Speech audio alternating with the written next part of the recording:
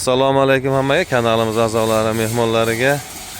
Mana bizda xudo xolasa yana Suxoy Sumis kafelnikli rodmish pakilovka chiqaradigan uskunalarimiz tayyor bo'ldi. Bunisi kraskalangan, yig'uv jarayoniga kelgan. Xudo xolasa ertaga buni ham yig'ib tayyorlayveramiz. Bu apparatimiz xudo xolasa Namangan viloyatiga qarab yo'l oladi.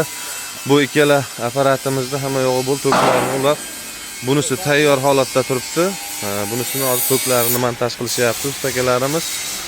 Bularimiz Tojikiston Xo'jandga qarab yo'l olyapti.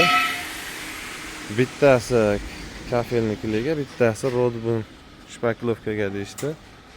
Xullas kalom. Apparatlarimizni sinamoqqa ichiga Domix'ni shpakilovkasidan olib keldik. Xudo xolasa ishlatib, asosan buni qoplash jarayoni. Shu yerda pedalchasi bor oyoq tagida. Shu pedalchani bosgan vaqtda mana shu qoplashi mana shunaqa holatda bo'ladi. Nima qilganda qopdan to'kinlarchiga menda bor edi. Buni hozir ichida ozgina mahsulot solganmiz, biz ishlatib sinab ko'rishga to'ldirganimiz yo'q. Mana apparatimiz to'rliklisdan bo'lgan, sig'imi, obyomi 1,5 tonna. 1 tonna 300 kilo kafelnikli rodbun shpakilovka 1 tonna. Bu yoqdan yonidan so'nglar 800 kilo finish tayyorlaydi. Apparatimizda shineglari 2 xil. Shineglar 2 ehtimolli variantda tayyorlangan. Kimga shunaqa uskunalar kerak bo'lsa, shu ekran tagidagi raqamga bemalol murojaat qilaverasizlar. Qo'ldan kelgancha tayyorlab ustanovka qilib beramiz. Mana bu tomondan so'nglar, ochiq tomondan. Bu qornini ochishdan maqsad ko'pchilik bitta uskunada 2 xil 3 xil mahsulot chiqarmoqchi bo'lishadi. O'shanda bu uskunamizni ochib bemalol mana odam kirib tozalab ochiska qilish uchun qo'yilgan eshik.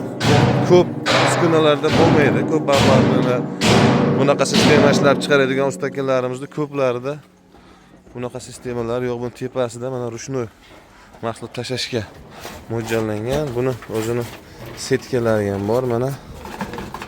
Xudo xolasa mana setkalardan bunaqa narsa o'tib ketmaydi.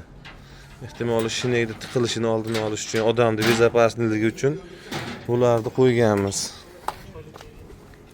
Xudo xolasa mana qoplashni yana bir bor ko'ramiz. Hoppa, juda yaqinlashtirdik mana. Mana shu holatda 70-80 cm ga o'tyapti. Bu qoplaydi. Xullas apparatlarimiz kimga qiziq bo'lsa, mana shu ekran tagidagi raqamga bemalol murojaat qilaverasizlar. Qo'ldan kelgancha esa to'g'rilab yurg'izdirib beramiz. Hammaning ishlariga rivoj, ko'rganda ko'rishguncha.